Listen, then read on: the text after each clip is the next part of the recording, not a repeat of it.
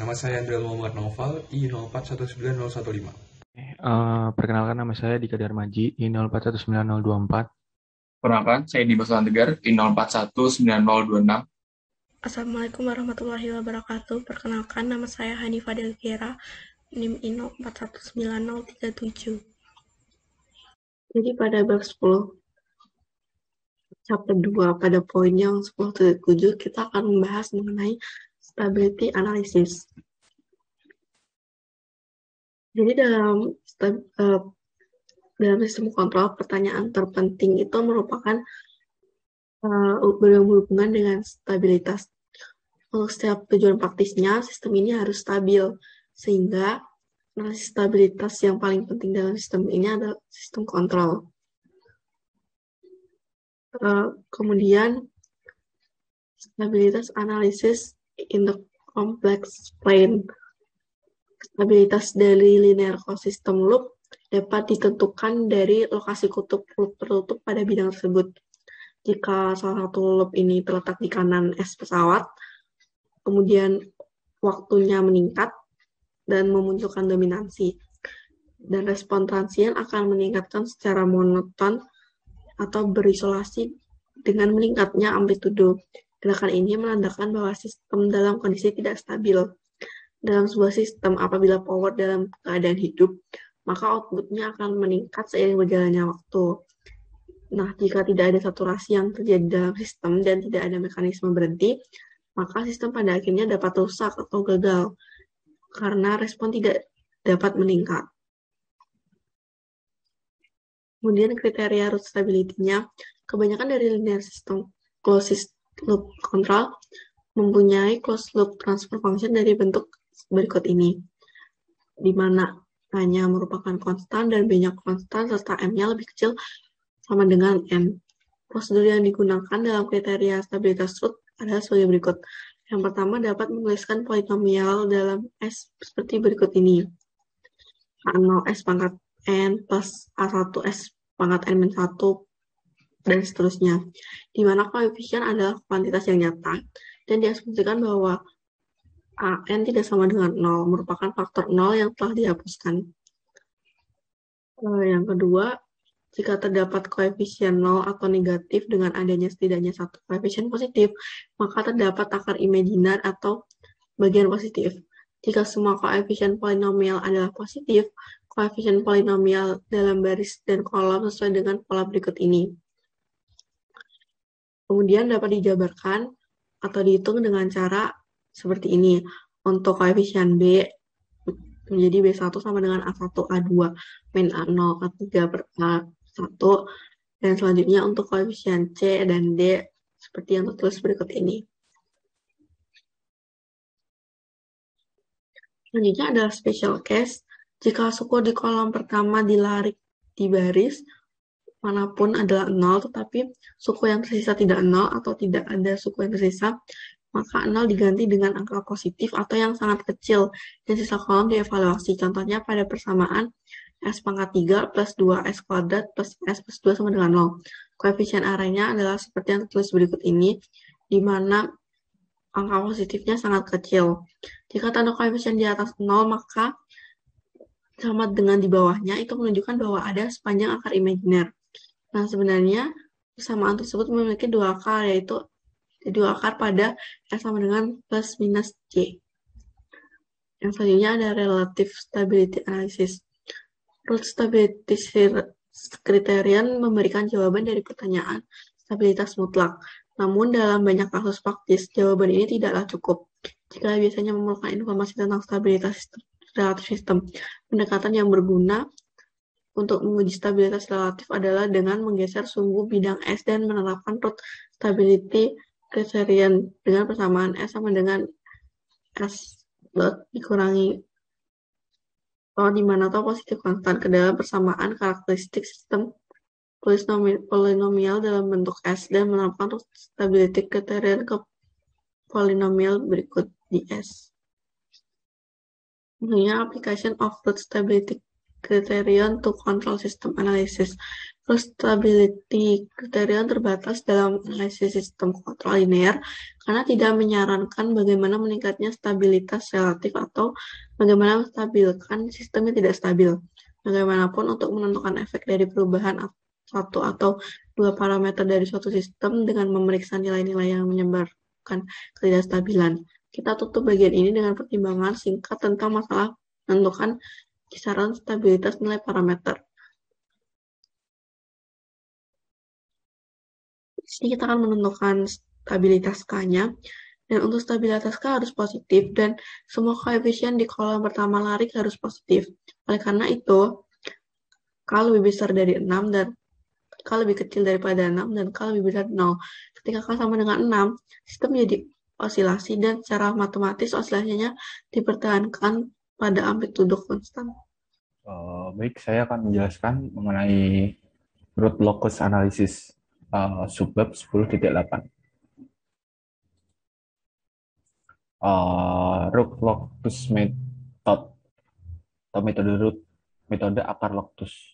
Jadi ide yang berdasari akar locus ini adalah value dari S yang menjadikan fungsi transfer di sekitar loop sama dengan 1. Sama dengan negatif 1 dan harus sesuai dengan karakteristik persamaan sistem. Dalam merancang sistem kontrol linear, root locus sangat dapat diandalkan karena menunjukkan cara di mana kutub loop terbuka dan nol harus dimodifikasi sehingga memenuhi syarat spesifikasi sebuah sistem. Ya, ini salah satu contoh kontrol sistem. Selanjutnya, ini ada angle atau sudut dan magnitude atau besaran dari root locus. Jadi, ini ada sebuah closed loop atau sistem tertutup. Fungsi transfer sistem tertutup. Persamaan di atas itu diperoleh dengan menetapkan penyebut ruas kanan di persamaan di atas sama dengan 0. Maka akan didapatkan GS dan HS sama dengan negatif 1. Kita memposisikan G dan H merupakan rasio polinomial dalam S karena G dalam kurung S dan HS besaran kompleks. Maka persamaannya dapat kita bagi menjadi 2, yaitu angle condition dan magnitude condition. Angle condition adalah ini, persamaan ini, di mana K sama dengan 0, 1, 2, dan seterusnya. Dan magnitude condition adalah ini, di mana G dalam kurung S dan H dalam kurung S sama dengan 1. Nah, dalam banyak kasus, GS dan HS ini melibatkan parameter gain K atau saran K. Maka persamaannya dapat ditulis sebagai berikut ini. Maka akar locus untuk sistem ini adalah locus tertutup sebagai gain atau sebagai pembesaran K bervariasi dari 0 sampai dengan tak hingga. Nah, ini ada contoh ilustrasinya. Meskipun logic dapat dengan mudah dikomputasikan dengan komputer, kita juga dapat menggunakan graphical computation dengan contoh pendekatan grafik untuk memperkuat pemahaman mengenai bagaimana closed loop, kutub closed loop bergerak pada plan yang kompleks sebagai open loop dan tidak ada yang bergerak. Step pertama yang digunakan untuk mencari root locus plot adalah dengan menggunakan angle condition untuk mencari akar yang mungkin. Lalu, apabila diperlukan, logi dapat dibesar dengan menggunakan magnitude condition. Nah, ini ada aturan umum penyusunan akar logi, di mana 1, cari kutub dan 0 dari GS pada bidang S. Tambah jamak akar locus, mulai dari loop terbuka dan diakhiri pada 0, terbatas atau 0 pada tak hingga. 2, menentukan akar locus dan subu nyata. 3, menentukan asintot dari akar locus. 4, temukan titik breakaway dan breakpoint. 5, menentukan sudut datang. 6, temukan di mana akar logi akan menyelang subu imajiner. 7, menentukan test point untuk mendapatkan sketch dari akar logi. 8, mencari kutub closed loop. Nah, di sini saya tidak akan menjelaskannya satu persatu, namun akan saya beri contoh. Nah, ini ada contoh 10.8 atau 10.8. Consider di sistem ini yang ditujukan pada figur ini, itu kita akan mencari akar locus, diagram akar locus, dan mencari value dari K, sehingga damping rasio closed loop itu adalah 0,4. Ya, ini ada persamaan atau fungsi transfernya. Ini bisa kita lihat di sini ada K, 20 ks. Nah, ini akan kita rubah. 20K ini kita rubah sama dengan K, sehingga menjadi lebih sederhana. Eh, ini ya. Lalu kita buat diagramnya atau skemanya. Oke, next. Nah, di sini dividing both system equation dengan jumlah dari terms yang mengandung dengan K. Nah, ini kita lanjutkan dengan ini. Kita sekarang akan mencari sketch dari akar loci itu, di mana ekuasi 10.5, 10-5 itu kita dapat mengetahuinya bahwa open loop pulse ini terletak pada S sama dengan J2, ini S sama dengan J2 dan negatif J, dan S sama dengan min 5. Ya, ini kita lihat, dapat kita dapatkan angles atau sudutnya. Karena satu open loop itu, apabila ada satu open loop yang nol, maka akan mengcancel atau membatalkan efek dari kutub open loop dan sebaliknya. Nah, ini ada angle of asymptote yang kita dapatkan dengan persamaan ini, dan plus minus sama dengan 90. Oke. Nah, ini merupakan grafiknya. Kita bisa lihat di sini grafik dari akar lokus.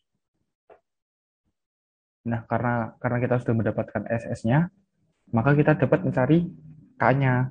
Nah, di sini sudah dijelaskan semuanya.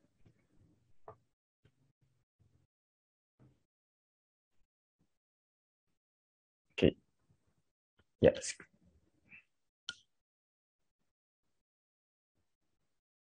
Sekian dari saya. Wassalamualaikum. Maaf, sekian dari saya akan dijelaskan dengan teman saya. Terima kasih.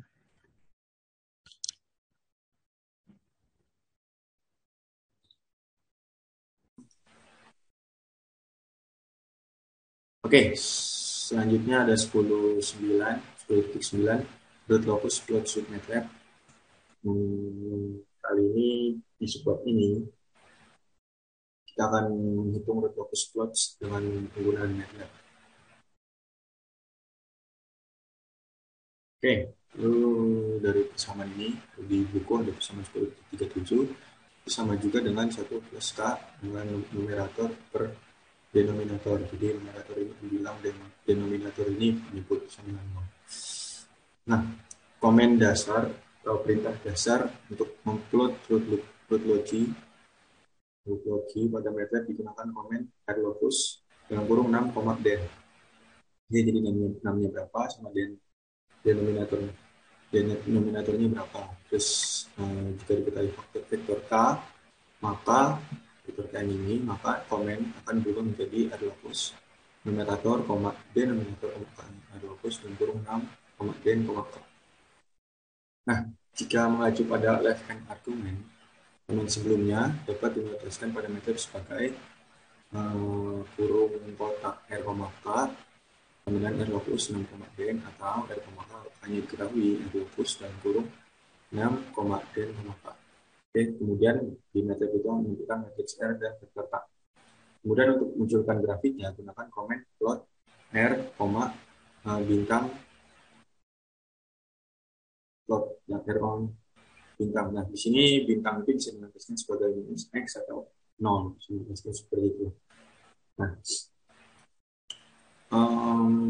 plotting dengan tanda O atau X itu instruktif, jadi ya sesuai instruksinya gimana, karena MATLAB itu udah punya fiturnya sendiri. Nah, finally, note that since the gain factor is determined automatically, root locus plots of tiga persamaan ini sama. Itu the num and then set is the same for all three system. The num and then are numnya ini, den-nya ini.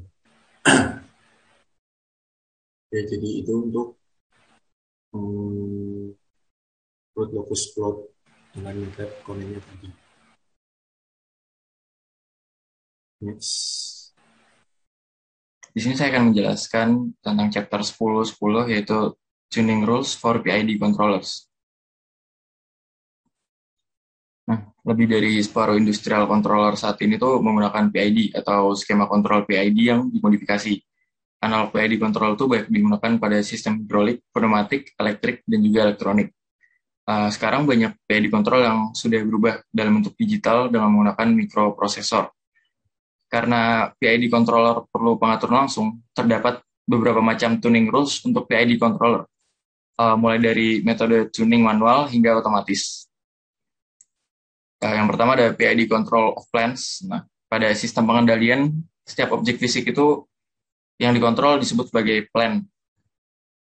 Nah, jika ada model matematika sebuah plan dapat didefinisikan, maka kita dapat menerapkan teknik desain untuk menentukan parameter dari controller yang akan kita temui, yaitu spesifikasi transient dan steady state dalam closed loop system. Nah, namun jika kondisi plan rumit dan model matematikanya itu sulit didapatkan, maka kita perlu melakukan pendekatan analitis untuk desain PID controller tidak dimungkinkan. Proses memilih kontrol parameter untuk memenuhi spesifikasi tujuan yang diinginkan dikenal dengan controller tuning. Terus ada Ziegler-Nichols rules. Nah, Ziegler dan Nichols itu menemukan aturan untuk pengontrol PID tuning, menetapkan nilai proportional gain KP, integral time TI, dan derivative time atau TD. Nah, berdasarkan karakteristik transient response yang diberikan oleh sebuah plan, untuk menentukan parameter PID controller dapat dilakukan dengan percobaan di plan tersebut. Nah, ada dua metode yang dikembangkan oleh Ziegler-Nichols tuning rules, itu bertujuan untuk memperoleh 25% maksimal overshoot pada step response. Nah, yang metode pertama itu ada mendapatkan respon plan, yaitu unit step dari input secara eksperimental. Bisa dilihat untuk model mekanikalnya seperti ini. Nah, jika plan bukan merupakan pembilang atau penyebut yang kompleks, maka kurva unit step response akan berbentuk seperti kurva S. Nah, kurva S itu bisa dilihat seperti ini. Dia berbentuk seperti huruf S. Nah, kurva S itu dicirikan dengan dua konstanta, yaitu delay time atau L dan time constant atau T, yang ditentukan secara menarik garis tangen ke kurva S pada inflection point. Garis tersebut merupakan intersection tangen line antara time axis dan garis CT sama dengan K. Nah, transfer function CS per US kemudian dihitung dengan first order system dengan transport lags seperti berikut. Yaitu CS per US sama dengan K eksponensial pangkat LS per TS plus 1. Untuk metode pertama dari Ziegler-Nichols itu dapat dirumuskan seperti ini. Karena rumusnya seperti ini, jadi PID controller itu memiliki kutub pada origin dan double zeros pada S sama dengan minus 1 per L. Terus di sini juga ada tabel untuk Ziegler-Nichols tuning rules untuk metode yang pertama. Kemudian ada metode kedua, yaitu metode ini pertama-tama tuh kita atur dulu nilai TI-nya itu sama dengan Tahinga dan TD-nya itu 0. Dengan menggunakan kontrol aksi proporsional, KP itu ditingkatkan dari 0 ke nilai kritis atau KCR, di mana output pertama menunjukkan osilasi berkelanjutan. Kemudian critical gain atau KCR dapat diperoleh dan periode yang sesuai PCR ditentukan secara eksperimen. Untuk contoh skemanya seperti ini. Metode kedua. Dan ini untuk PCR ya. Sustained Oscillation Period PCR. Nah, untuk tuning PID control metode kedua yang di-style dengan rumus untuk tuning PID control yang kedua seperti ini.